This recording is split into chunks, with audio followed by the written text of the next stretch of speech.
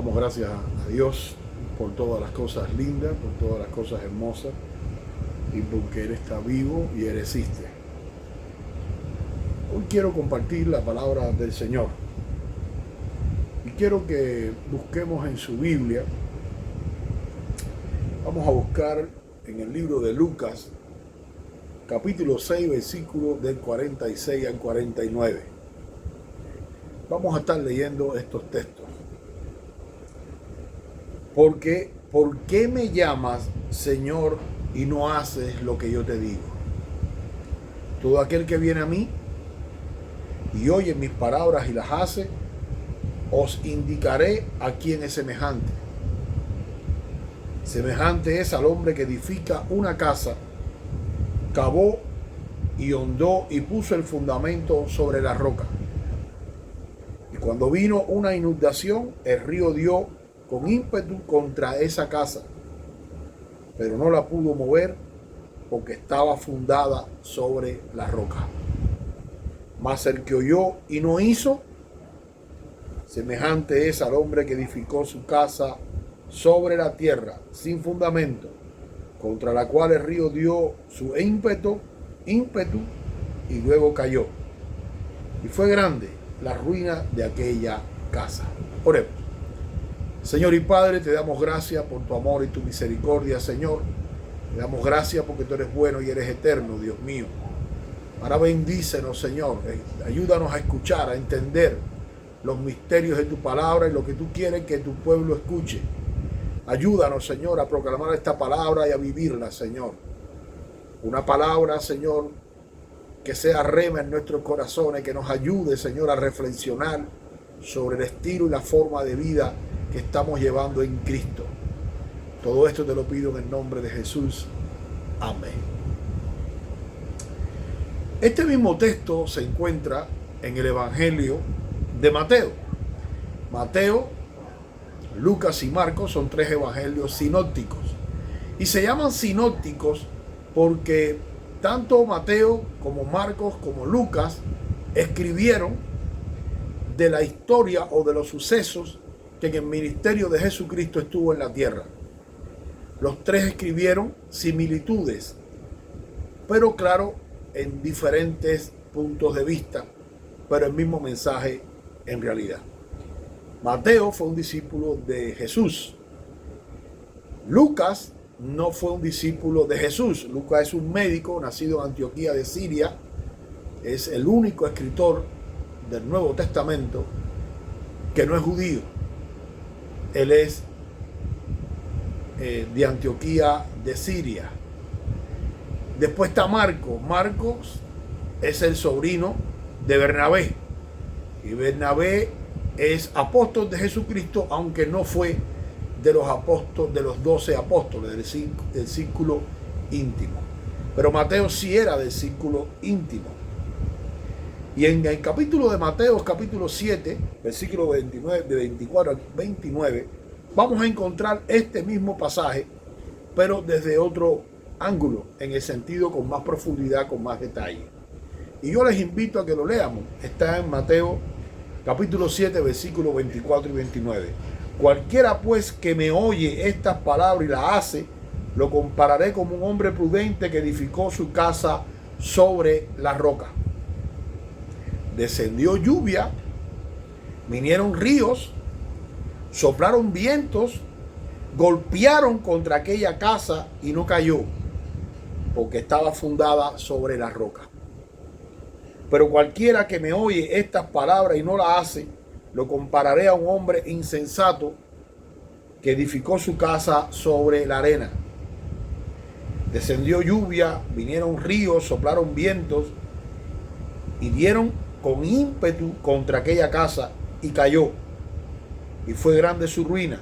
Y cuando terminó Jesús estas palabras, la gente se maravillaba de su doctrina, porque les enseñaba como quien tiene autoridad y no como los escribas. Jesús está diciendo que el que oye su palabra y no la obedece, viene siendo como aquella persona que va a edificar su casa sobre la arena, que no va a buscar los cimientos. Yo soy cubano y en mi país, en Cuba, las personas de mi generación, nos tocó ir a hacer edificios en Cuba. En Cuba, un país que no tiene vivienda, usted iba y hacía horas voluntarias, que es trabajar gratis para el gobierno, y usted acumulaba horas, y con esas horas que usted acumulaba, usted podía pedir entre muchas personas la opción de poder tener un apartamento para poderlo pagar, no se lo regalaban. Es decir, no es como aquí en Estados Unidos que usted compra una casa si usted tiene buen crédito. Allí es, si tú trabajaste gratis para el gobierno, que se le llama hora voluntaria, usted tenía derecho a una asamblea de discutir entre varias personas el derecho a poder comprar una vivienda. Y eso nos dio la capacidad de que yo he participado en hacer cimientos de un edificio. Y cuando usted va a hacer los cimientos de un edificio, usted tiene que cavar profundamente hasta encontrar la roca. Y sobre esta roca es que usted va a levantar los pilares del edificio. Jesús dice: ¿por qué me llamas Señor, Señor, y no haces lo que yo te digo? Jesús está hablando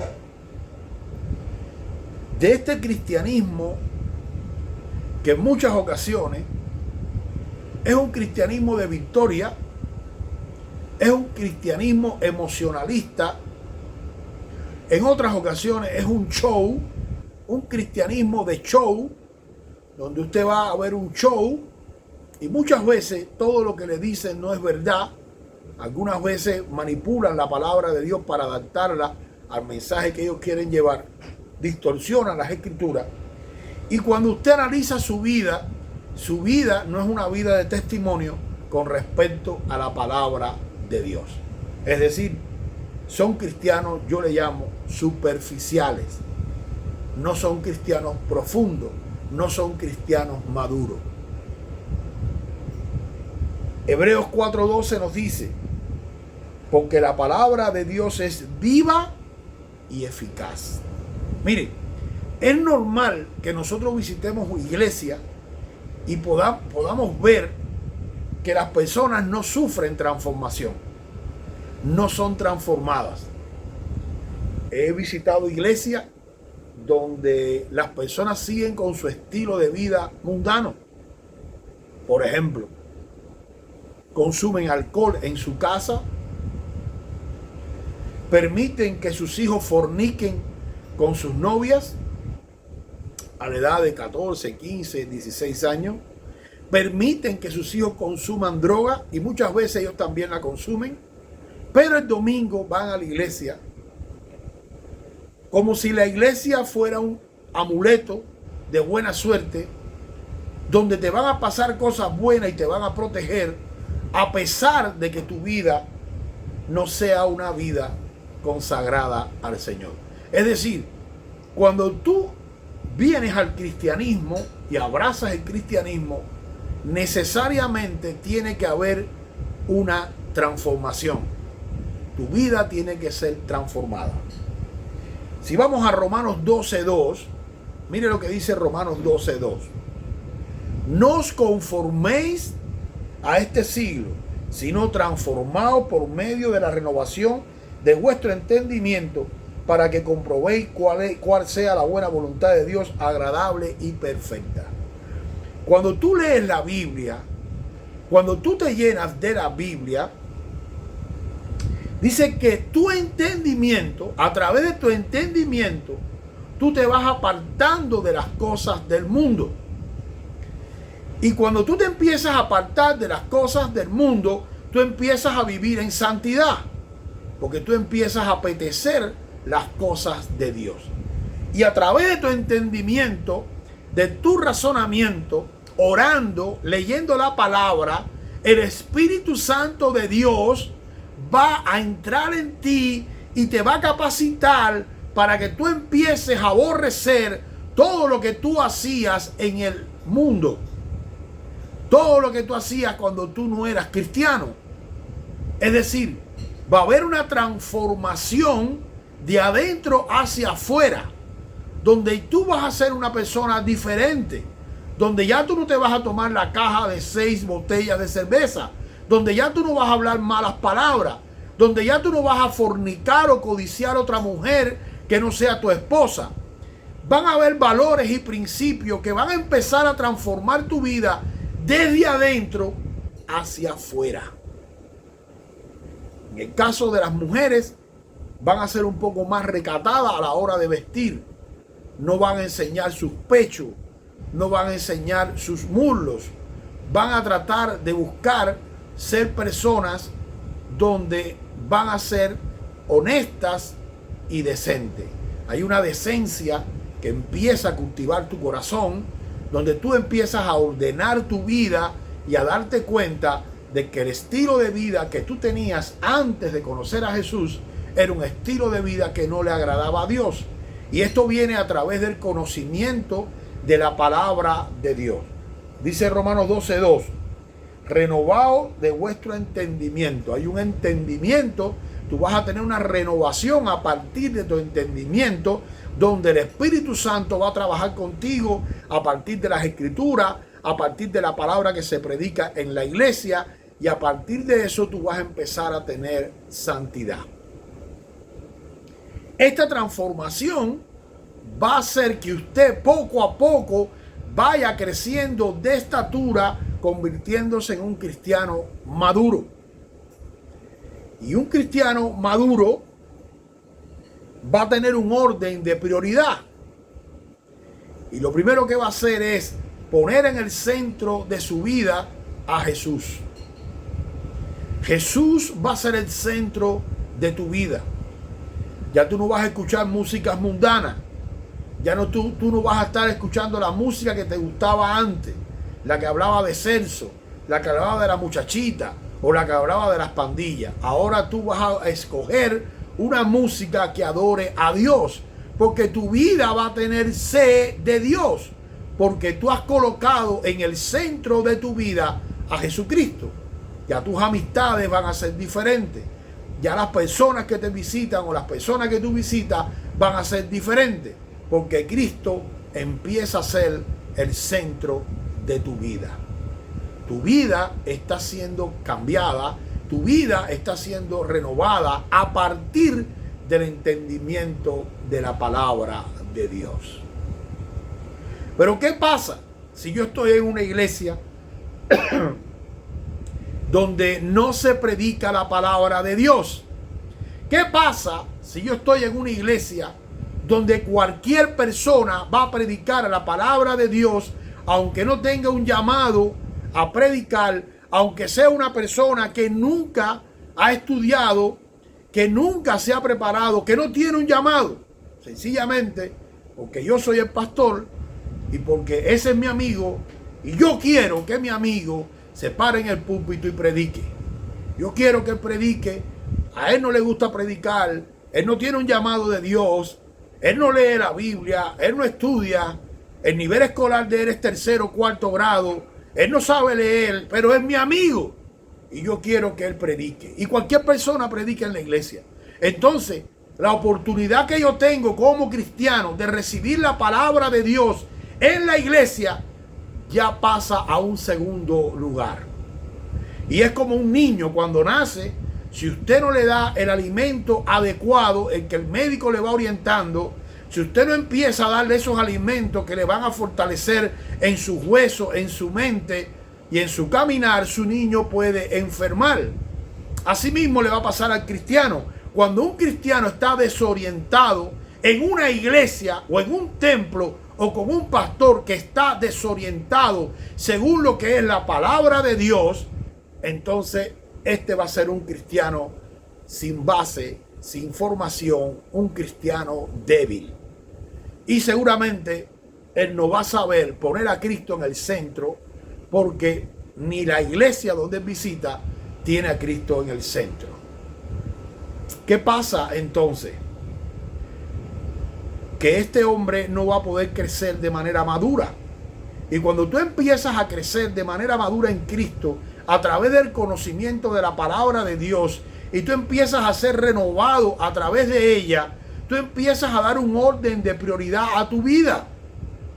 Y tú empiezas a entender que lo primero es ser agradecido con Dios, porque Dios te sacó del lodo, Dios te sacó del mundo, Dios te sacó de la corrupción, Dios te sacó de un lugar que estaba condenado a muerte. Y entonces tú empiezas a ordenar tu vida y a tener un orden de prioridad. ¿Y cuál es el orden de prioridad? Cristo en el centro de mi vida. Número 2, Cristo en el centro de mi familia. ¿Quiénes son mi familia? Mi esposa, mis hijos. Yo no puedo influir en mis padres, pero si mis padres son inconversos, yo voy a influir en ellos.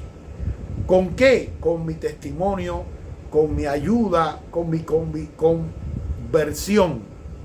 Yo puedo influir en mis padres.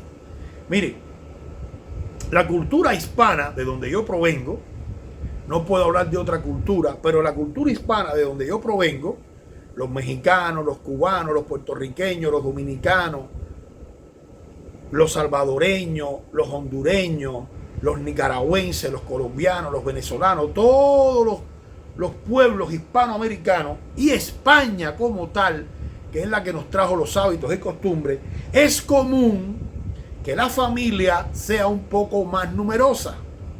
Y usted puede ver en un hogar una abuelita o un abuelito. Usted puede ver, ahí están los hijos, la esposa, pueden estar los tíos que vienen a visitarnos. Entonces, la conformación de la familia hispana es grande. La familia hispana, una tradición de España, si usted va a España o ve algún serial español, usted va a ver que allá en España siempre aparece una abuelita o siempre aparece un abuelito. Hay otras culturas que estos abuelitos van a estar en un hogar de ancianos, separados de la familia, abandonados en muchas ocasiones. Y eso ocurre aquí en los Estados Unidos. Pero en nuestras tierras hispanohablantes, por lo general, acuérdense que no hay regla absoluta, por lo general, los abuelitos viven en las casas, los hijos. Entonces, el cristiano cuando empieza a madurar, se empieza a dar cuenta que él tiene que influir en sus padres si sus padres son inconversos. ¿Y cómo va a influir? En amor, en el testimonio. Y le va a presentar a un Cristo vivo que lo ha cambiado. Si él era un hombre mundano que no se ocupaba ni de su mamá ni de su papá, pues entonces ahora él se va a ocupar de su mamá y de su papá de manera que nunca lo había hecho, y esto va a impactar los corazones de sus padres. Y es muy posible que sus padres entren en Cristo a partir de este amor incondicional. Los otros son los hijos y la esposa. Tu esposa y tus hijos van a pasar a ser lo segundo después de Jesús. Lo primero en la vida del cristiano va a ser tener a Cristo en el centro. Y lo segundo va a ser poner a Cristo en el centro de la familia. La familia va a tener a Jesús en el centro. Y eso va a empoderar a la familia, a los hijos, a la esposa, los va a empoderar de una transformación a partir de la palabra de Dios.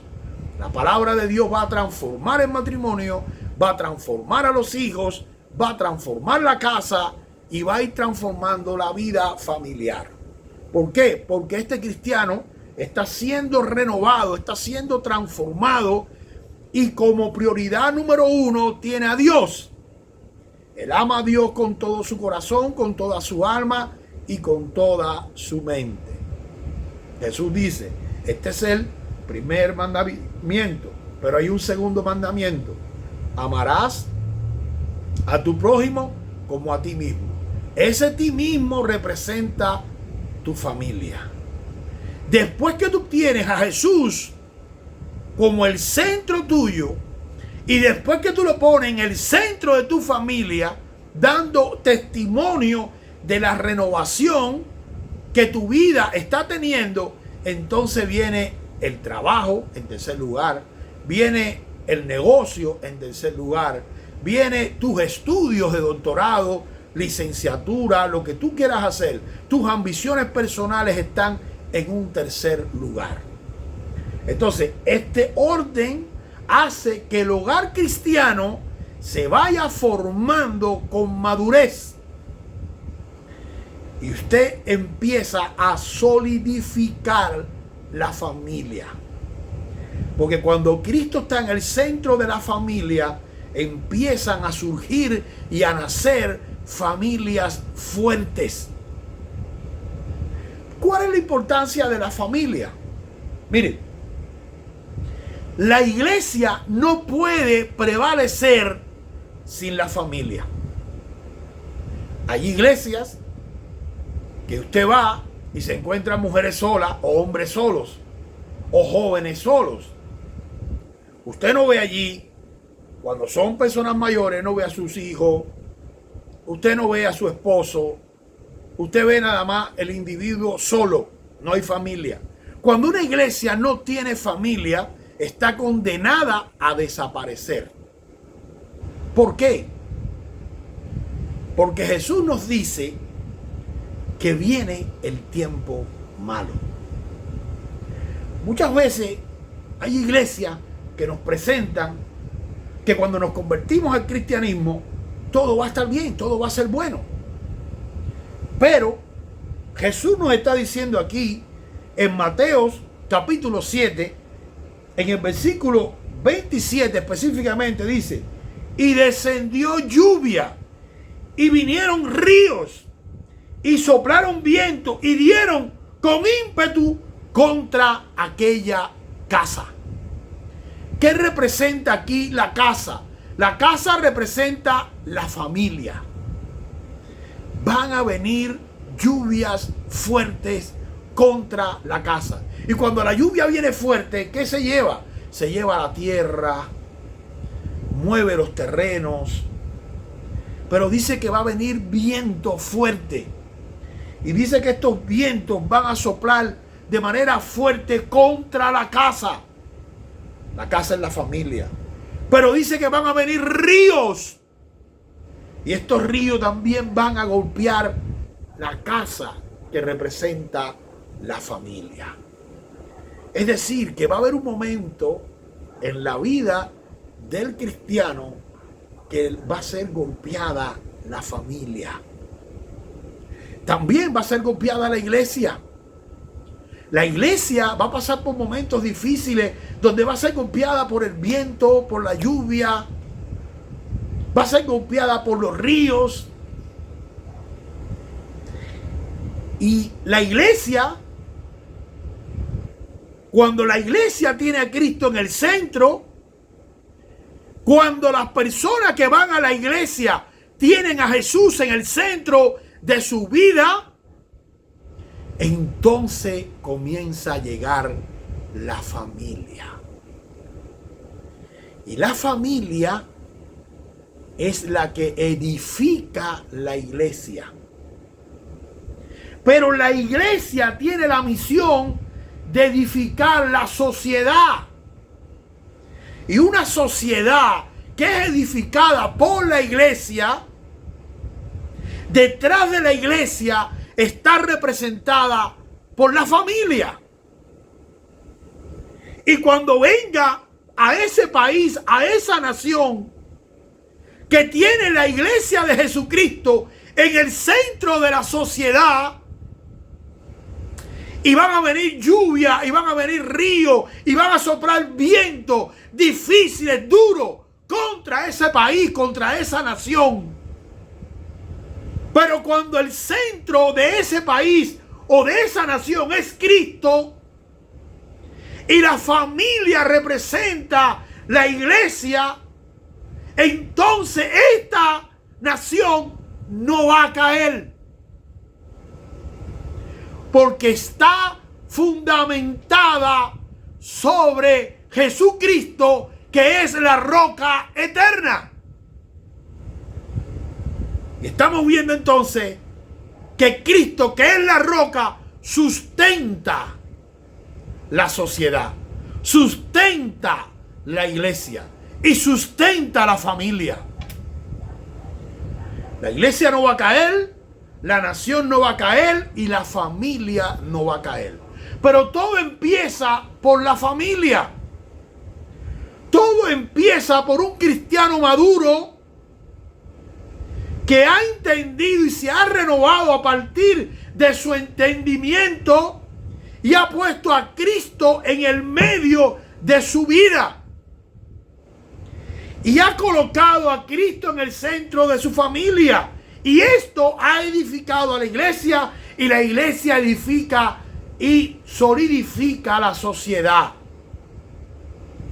Pueden venir tormentas, pueden venir problemas a la familia, a la nación, a la iglesia. Ellas van a permanecer porque están sobre la roca que es Cristo. Pero ¿qué pasa cuando este cristiano va a la iglesia de manera intermitente, no recibe palabra de Dios, prioriza el estudio, prioriza su negocio, su trabajo y no la familia? Que a esta familia también le van a venir vientos, le van a venir lluvias, le van a llegar ríos, lo van a golpear. Y dice Cristo que como está fundada sobre la arena y no sobre el fundamento que es Jesús, va a caer. Esta familia va a caer. Y cuando cae la familia, cae la iglesia. Y cuando cae la iglesia, cae el país, la nación, la sociedad. Miren, algunos me dirán que esto es bíblico, que no es bíblico, y yo voy a tratar de fundamentar que el cimiento de la iglesia está basado en Cristo y Cristo la basa en la familia. Cuando Pedro está ahora, estamos hablando de Hechos 11:14. Pedro ha sido llamado por Cornelio. Cornelio es un centurión. A Cornelio se le apareció un ángel y el ángel le dijo: vete a buscar a Pedro, que se llama Simón y tiene por sobrenombre Pedro. Ven a buscar a este hombre. Y Pedro llega. Y Pedro ahora le está contando al concilio de Jerusalén, que está preocupado porque Pedro fue a llevarle el mensaje del evangelio a Cornelio, que es un centurión romano. Y entonces Pedro les dice, allá en Hechos 11:14, Él te hablará palabras por las cuales serás salvo tú y toda tu casa. El ángel le dice a Cornelio que cuando Pedro llegue, ahí en Hechos 11:14, que cuando Pedro llegue, él hablará palabras por las cuales serás salvo tú y tu casa. La promesa del ángel es una salvación para Cornelio y para su casa cuando le den el evangelio. Es decir, que desde los primeros tiempos, desde la iglesia primitiva, la iglesia se forma por la familia, por la casa de la familia. Si vamos a Pablo y Silas, cuando están allí presos en la cárcel, ellos le dicen al carcelero de Filipos, estamos hablando en Hechos 16:31, dice, ellos le dijeron, cree en el Señor Jesucristo y serás salvo tú y tu casa. La casa, que es la familia, juega un papel importante en la iglesia primitiva hasta nuestros tiempos.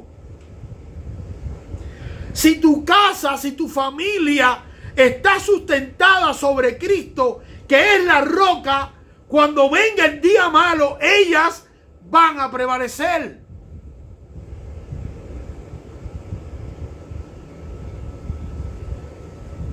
Abraham Lincoln,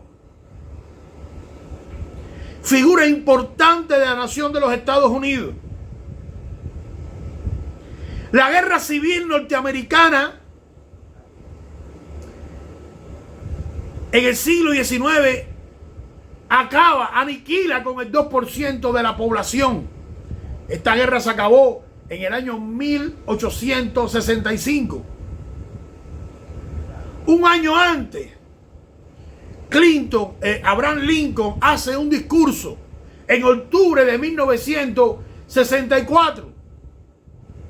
Y aunque ya se celebraba el Día de Acción de Gracias, este hombre le dice al pueblo de los Estados Unidos: es importante separar un día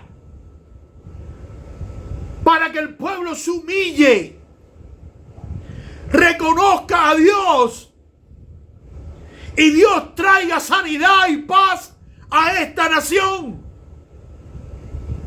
Lincoln hace un llamado a las familias norteamericanas en octubre de 1864, cuando el 90% de la sociedad americana era cristiana, evangélica, protestante, y le dice: aparten un día al año, el último jueves del mes de noviembre, para dar acción de gracia a Dios. Humíllense para que Dios sane nuestra nación y traiga paz. Abraham Lincoln entendía que la nación de los Estados Unidos necesitaba a la familia. Que cuando la familia se humilla delante de Dios y pone a Cristo en el medio de la sociedad, prevalece y tiene paz.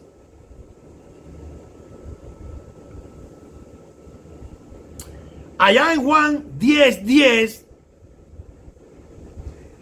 vamos al 10:11, Jesucristo dice: yo soy la puerta. El que por mí entra será salvo.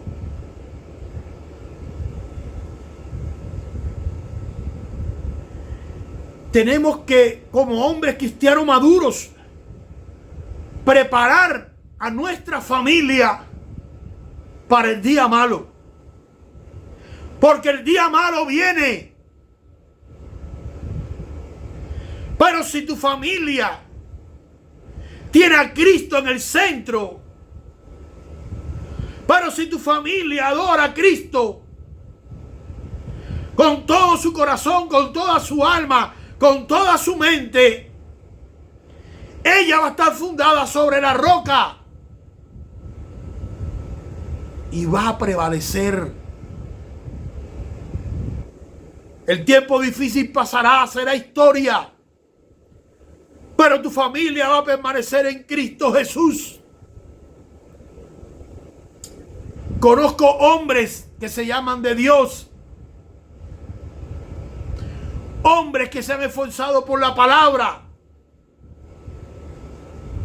artistas famosos que se han hecho millonarios a partir de la palabra de Dios, cantando alabanzas y canciones.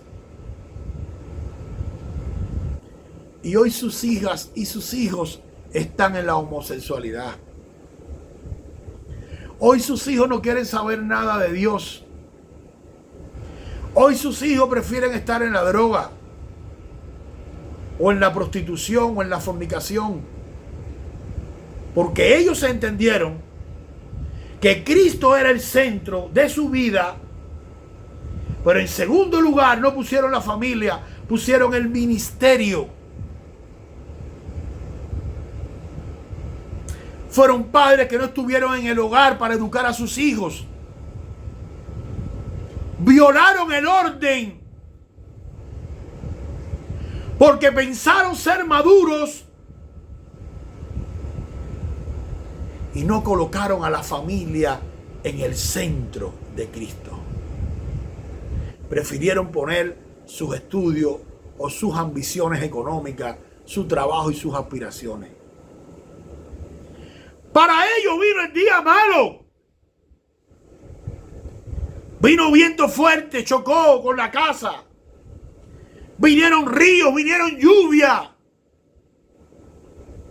Y ahí en Mateo 7:27 dice el Señor, y la casa no prevaleció, cayó. La familia cayó. Porque el hombre de la casa no preparó a su familia para el día malo. Porque mientras estaba trabajando en el ministerio, algo bueno, abandonó su hogar y su casa. Él no estuvo allí. Miren, Juan 10:10 dice, el ladrón no viene sino para hurtar, matar y destruir. Satanás conoce cuando un ministro, cuando un adorador no pone a Cristo en el centro de la familia y se ausenta. Y él va a devorar a los hijos. Él va a devorar la casa. Él va a devorar los matrimonios.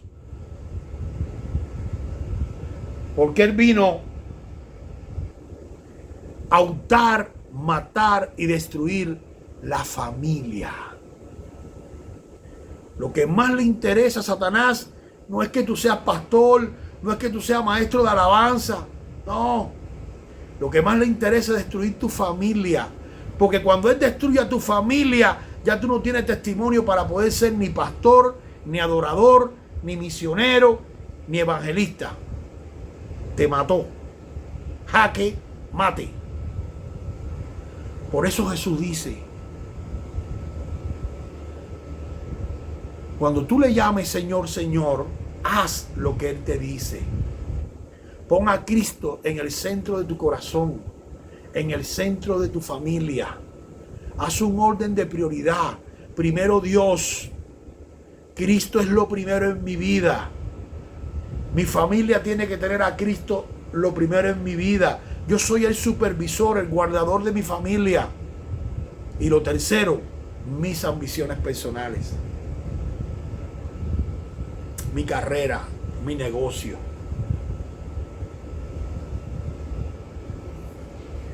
A veces es triste escuchar, ver cómo Satanás destruye. A veces es triste y ver cómo no se prepara a la iglesia.